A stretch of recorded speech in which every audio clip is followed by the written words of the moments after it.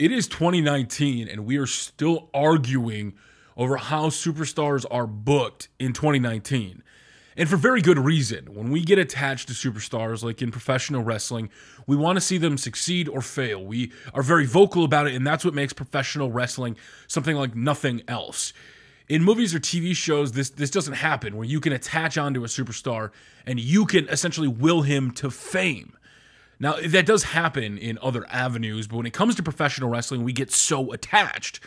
If you look at what's going on this year with Drew McIntyre, Braun Strowman, Finn Bálor, The Revival, there are so many superstars that the word is deserve the opportunities. They deserve to be the top talent. The Revival was given opportunities down in NXT, and they were probably the greatest tag team in NXT history. I'm throwing that out there as me. As a tag team specialist, watching them go at it with Tommaso and Johnny, okay, arguably DIY, but the Revival as a tag team were fantastic, that old school mentality. But when they came to the main roster, they were plagued with injuries. Now, a lot of people have criticized WWE this year for, why did it take the Revival this long to do stuff? Guys, the Revival got hurt twice. Twice when they would have been on a push, they got hurt. So I have nothing wrong with this old school mentality started at Raw 25 last year, where they were the rib of the joke. They got taken down by DX. They got taken down a peg by the club. They essentially were put to the bottom of the totem pole, but yet they kept coming out saying they were the best tag team.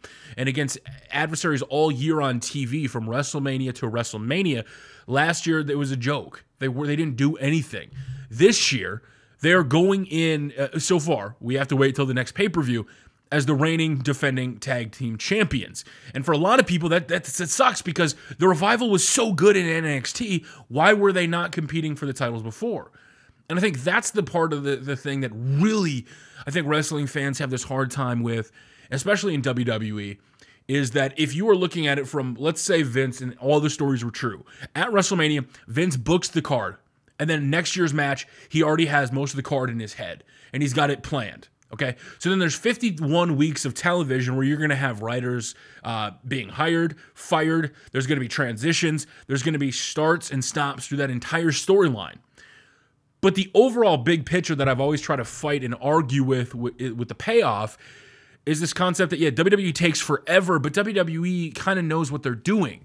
Look at Finn Bálor. Finn Bálor was the Universal Champion. Then he got hurt. Then he had to go to the bottom of the line. Then Finn Bálor was going to work his way back up, and he never did anything with the club. WWE, they've now been in here 3 years, and we've never seen the sign of the club for years. And again, as a fan, that's a big letdown. But the fact that WWE has this in the back of their pocket, at any time, can they whip out AJ Styles, Finn Bálor, Luke Gallows, Carl Anderson, and then form the club. Like, WWE has never had such a talented roster pool, and the fact that we're complaining about what they're not doing is part of is a great concern, because yes, what they are doing compared to what they could do is always going to be up for debate. WWE could always do more. But if you take out that looking at 51 weeks of television, the daily monotonous 3-hour Raw, day in and day out, you realize that Triple H has said this going back 3 or 4 years. If you're over, you're not going to be needed for TV time. Bayley and Sasha were so over, and then they started to really cool off, and then Sasha wasn't wrestling for a long time, and people were like, they're burying Sasha. Well, no, Sasha's just over, so you're dedicating the TV time.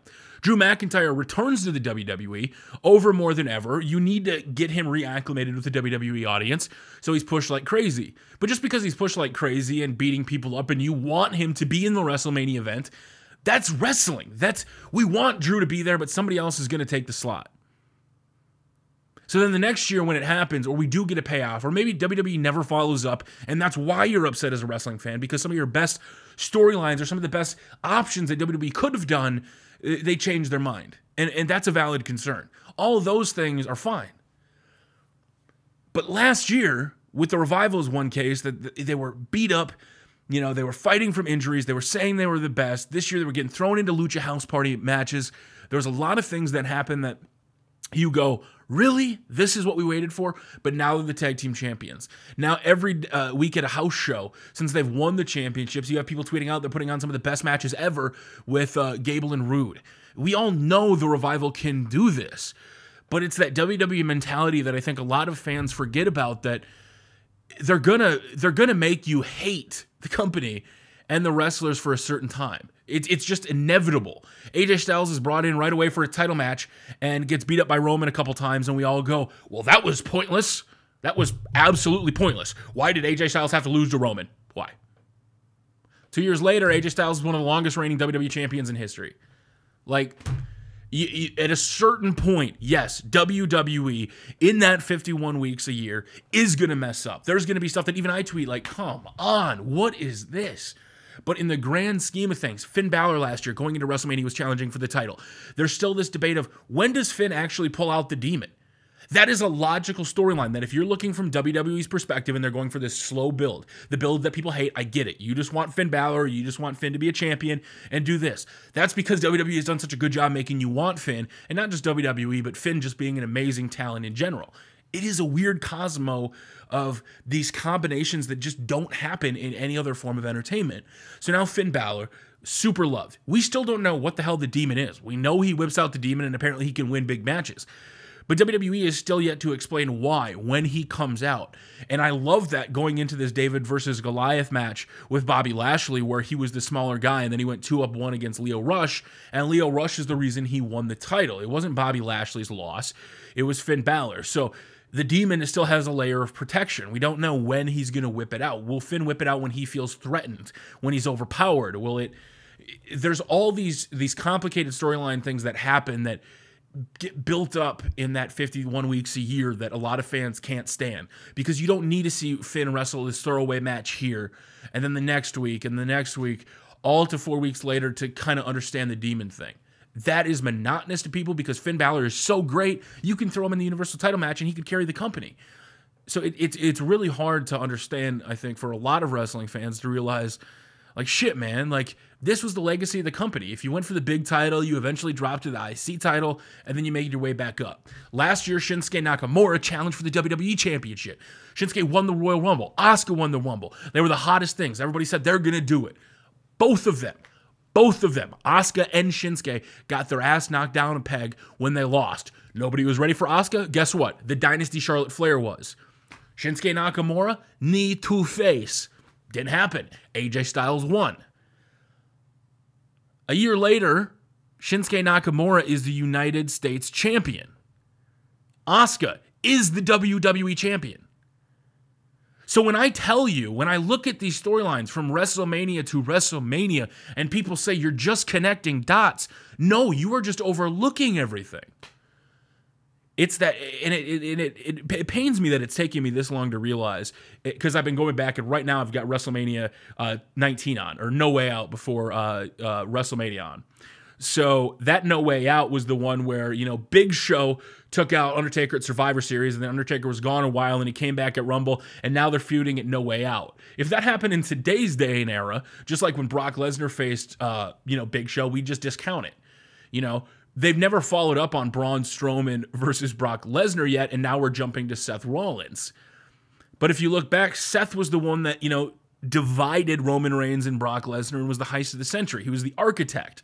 Now Roman is out due to cancer. Dean Ambrose is leaving the company, and the architect of the Shield, the guy that was put up on the pedestal, is now the guy that they're raising into battle to fight Brock Lesnar.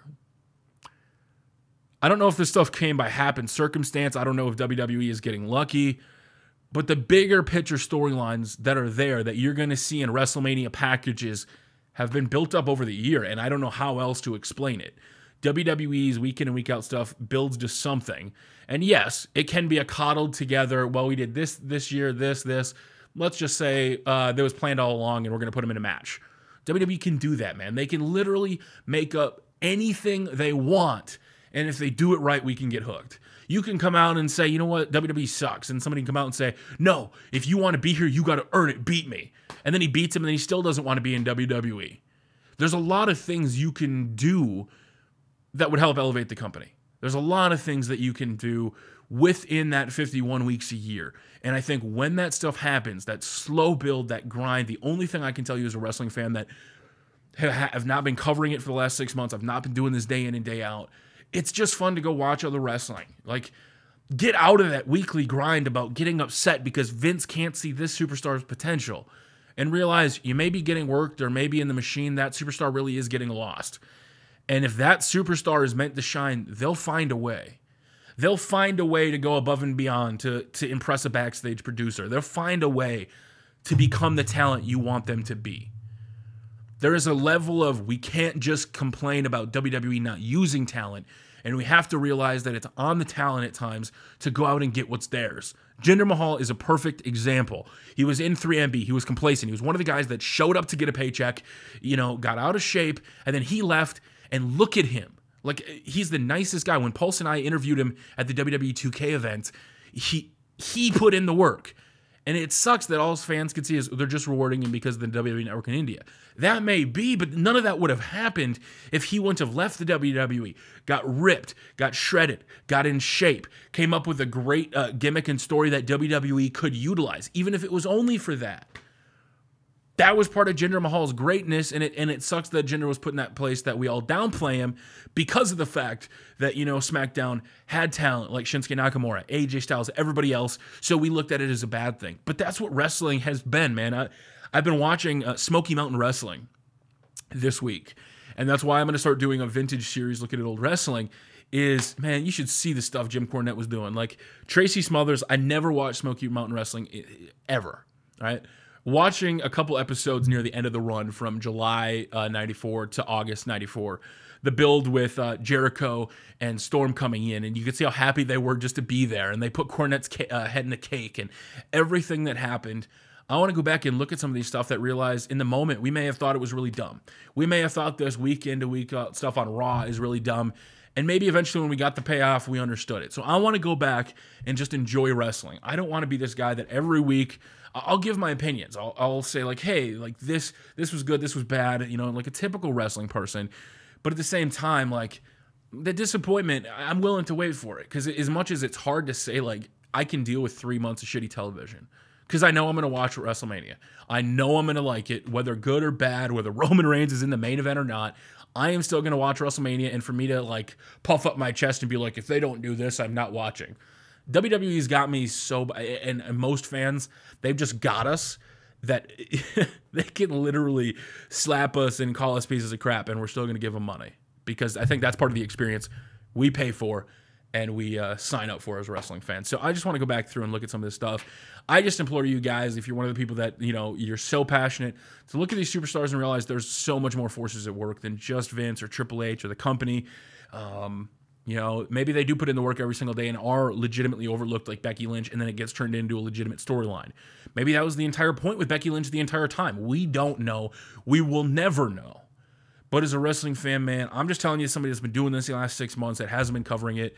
I'm working on a Nintendo channel full time, so I haven't had to do this for my job. I haven't had to like fake outrage to get people to watch videos, and I can just like be honest. Like, I don't have to come out here with a payoff and try to build an audience of fans that like can be patient. Because you could tell me I'm stupid in this video and this entire thing was pointless, and that's fine. Because at the end of the day, we're all wrestling fans. We all like something different, whether you like a style, a company, whether you like a person, whether you only like a superstar like Rock or Stone Cold, which I definitely found out about myself watching Smoky Mountain Wrestling. I wasn't as much a wrestling fan as I was a character fan of getting caught up in the Rocks and the Stone Cold. It wasn't so much the little minutia of everything that happened in a match, but it was the characters. And that's what we've lost. So now to have people like Velveteen Dream, Goldie, Tommaso Ciampa with Goldie, to actually see these people that have vested stories or like a reason to watch them, I think is fantastic. Becky Lynch is a great example. Charlotte Flair being the dynasty, being the person you call. Those are the characters I wanna like hark upon. And that's what I want to go back and find in history. So if you have any great examples of stuff you think I should watch from non-WWE, Smoky Mountain Wrestling, all wrestling, whatever it is, let me know in the comment section below. And until next time, it's Tubby Emu, and I'm just going to try and enjoy wrestling again. Let's make wrestling fun again. Until next time, we will see you all later. I just looked at the camera.